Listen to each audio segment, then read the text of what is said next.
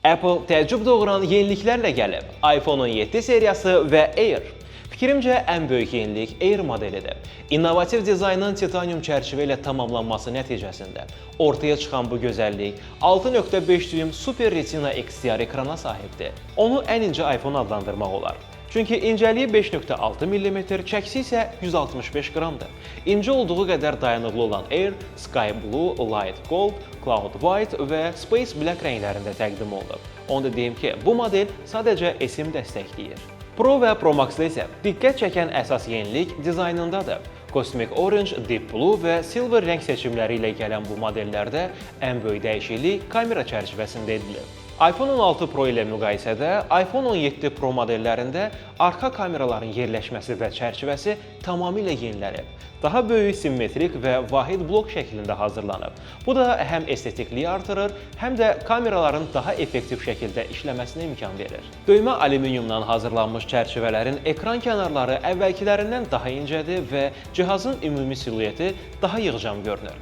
Pro modeli 6.3, Pro Max isə 6.9 düym Super Retina XDR ekrana sahibdir. Lavanda, Sage, Mist Blue, White və Black rənglərində təqdim olunan 6.3 düym Super Retina XDR ekrana malik iPhone 17-də ən böyük yeniliklərdən biri batareyadadır. 20 dəqiqədə 50% enerji yığır və bu bütün gün üçün yetərlidir. Hətta 10 dəqiqəlik şarjla təxmini 8 saatlıq video izləmək mümkündür. İndi isə keçək bütün iPhone modellərində olan ümumi yeniliklərə. Artıq standart modellərdə belə 120 Hz ProMotion var.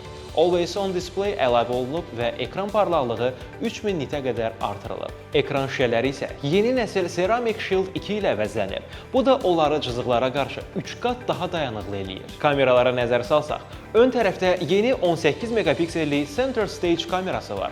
O, selfie və video zənglərdə insanı avtomatik çərçivənin mərkəzinə gətirir.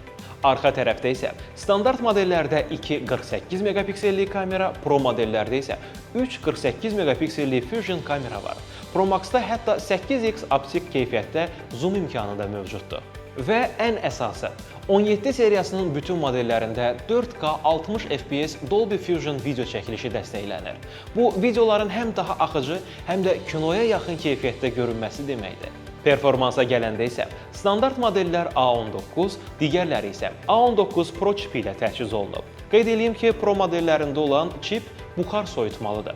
Bu da CPU-nu 20% sürətləndirib, tam şarj ilə video izləmə vaxtını 37 saatədək artırıb.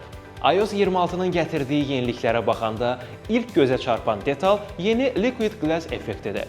Telefonu hərəkət etdirəndə interfeysdəki ikonlar və pəncərələr sanki maye şüşə kimi axıcı və canlı görünür. İkinci böyük yenilik isə çox praktikdir. Zəng filtrləmə. Bilinməyən nömrə sənə zəng eləyəndə iPhone avtomatik olaraq zəng edən şəxsdən adını və zəngin səbəbini soruşur. Sən isə qərar verirsən, cavab verim yoxsa yox. Üçüncü dəyişiklik kilid ekranında özünü göstərir. Artıq daha canlı animasiyalar və rəng keçidləri ilə gəlir. Sən də bu yenilikləri şəxsən təcrübədən keçirmək istəyirsənsə, kontakt.az-dan və ya mağazalarımızdan əldə et.